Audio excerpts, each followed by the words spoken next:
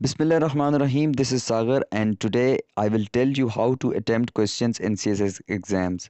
Topic start करने से पहले एक अच्छी बात से स्टार्ट लेंगे। आप सल्लल्लाहु अलैहि वसल्लम ने फरमाया कि जो शख्स रोज़े की हालत में झूठ बोलना, फरेब करना और जहालत की बातों से ना रुके, तो अल्लाह ताला को इसकी कोई ज़रूरत नहीं कि वो अपना खाना पीना छोड़ दे। देखें, एक तरफ हम अल्लाह ताला का हुक्म पूरा कर रहे होते हैं और दूसरी तरफ हम झूठ बोल रहे होते हैं, फरेब कर रहे होते हैं और जहालत की बातें कर रहे होते हैं।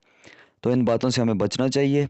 और रमज़ान का महीना है, इसमें हमें तकवा अख्तियार करना चाहिए, कुरान पाक की तिलावत करनी चाहिए और अल्लाह ताला के ज़िक्र में मशगूल रहना चाहिए। नाउ स्ट्रेट अवे अपने टॉपिक की तरफ आते हैं। सॉरी, टू लिखना भूल गया। How to attempt questions in exams. हम क्वेश्चन को कैसे अटेम्प्ट करें? देखिए, कोई भी क्वेश्चन हो, चाहे वो ऑप्शनल सब्जेक्ट का हो या फिर कंपलसरी सब्जेक्ट का हो, वो 20 मार्क्स का होता है। तो कैसे अटेम्प्ट करें किसी भी क्वेश्चन को? देखिए, कोई भी क्वेश्चन अटेम्प्ट करने के लिए दो सेक्शन होते हैं, एक जनरलाइज सेक्शन और दूसरा आस्क्ड सेक्शन। जनरलाइज सेक्शन जो होता है वो 5 मार्क्स का होता है और आस्क सेक्शन जो होता है वो 15 मार्क्स का होता है। आस्क सेक्शन वो होता है जिसमें एग्जामिनर ने आपसे पूछा होता है कि ये बताएं मुझे आप।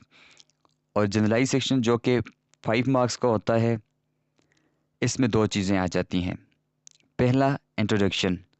इंट्रोडक्शन आपने 10 से 12 लाइंस में लिखना है। और दूसरा, बैकग्राउंड। कोई भी क्वेश्चन हो, आपने उसका बैकग्राउंड लिख लेना है, जो कि 5 लाइंस में लिखना है।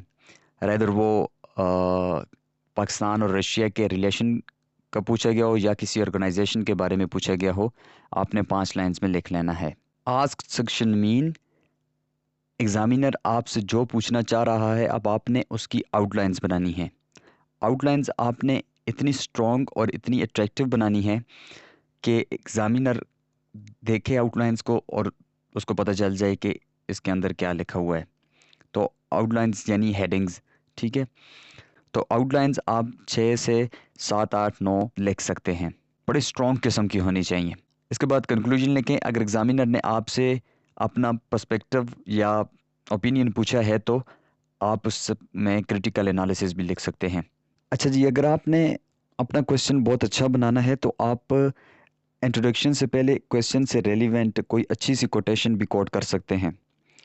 हमेशा एग्जामिनर शुरू से स्टार्ट करता है पढ़ना, इंट्रोडक्शन से स्टार्ट करता है पढ़ना। तो आपका इंट्रोडक्शन इतना स्ट्रांग होना चाहिए कि एग्जामिनर पूरा क्वेश्चन पढ़ने पे मजबूर हो जाए और एग्जामिनर को लगे कि हाँ, there is something in this question. इस क्वेश्चन में जो इसने आंसर किया है, इसमें कुछ नया है, इसमें कुछ है, कुछ नया है पढ़ने के लिए। तो आपने इंट्रोडक्शन को बहुत स्ट्रांग रखना है। This is very important. अब इंट्रोडक्शन की बात करते हैं। इंट्रोडक्शन में आपको पहले बता चुका हूँ कि बड़ा स्ट्रांग होना चाहिए। इट्स वेरी इंपॉर्टेंट, इस पे बहुत ज़्यादा फोकस करना है आपने। स्टार्ट आपने एक बहुत ज़्यादा स्ट्राइकिंग किस्म की कोटेशन से करना है। जो भी क्वेश्चन पूछा हो उससे रेलिवेंट कोटेशन आपने यूज़ करनी है। दूसरी बात, define power status. Let's suppose कि आपको एक क्वेश्चन आता है कि रशिया और पाकिस्तान के रिलेशनशिप को डिफाइन करें, तो उसमें सबसे पहले आपने पावर स्टेटस की बात करनी है। आपने बताना है कि रशिया जो सा है वो राइजिंग इकॉनमी है और पाकिस्तान के पास न्यूक्लियर पावर है। तो आपने दोनों को इस तरह से डिफाइन करना है। देन इंट्रोडक्शन में आप शिफ्टिंग ट्रेड और फॉरेन पॉलिसी की बात कर सकते हैं। अब बताएंगे कि रशिया की फॉरेन पॉलिसी में क्या है और पाकिस्तान की फॉरेन पॉलिसी में क्या है। रशिया की फॉरेन पॉलिसी में क्या है कि उसने अमेरिका के एलिज को फ्रेंड्स बनाना है, और पाकिस्तान की फॉरेन पॉलिसी में क्या है कि उसने रिलेशनशिप्स बिल्ड करने हैं वेल डेवलप्ड कंट्रीज़ के साथ। कॉमन स्टैंस, इट मीन्स के ऐसा कौन सा इशू है दुनिया में कि जो दोनों ही रशिया और पाकिस्तान एक जैसा ही ओपिनियन रखते हैं। जैसे मैं अगर क्लाइमेट चेंज की बात करूं तो दोनों ही रशिया और पाकिस्तान अपने तौर पे क्लाइमेट चेंज पे बात कर रहे हैं। और अगर मैं टेररिज्म को कम्बेट करने की बात करूं तो दोनों ही रशिया और पाकिस्तान टेररिज्म को कम्बेट करने की कोशिश कर रहे हैं। Current working areas. इस टाइम पाकिस्तान और रशिया के वर्किंग एरियाज़ कौन से हैं, आपने ये लिखने हैं। लाइक दोनों में ट्रेड हो रही है इस टाइम और दोनों ही एनर्जी पे काम कर रहे हैं। लिमिटेशंस की बात करूँगा। लिमिटेशंस लाइक इनमें कोई फिक्शन एरिया तो नहीं है, जैसे पाकिस्तान और इंडिया में एक फिक्शन एरिया है, दैट इज़ कश्मीर।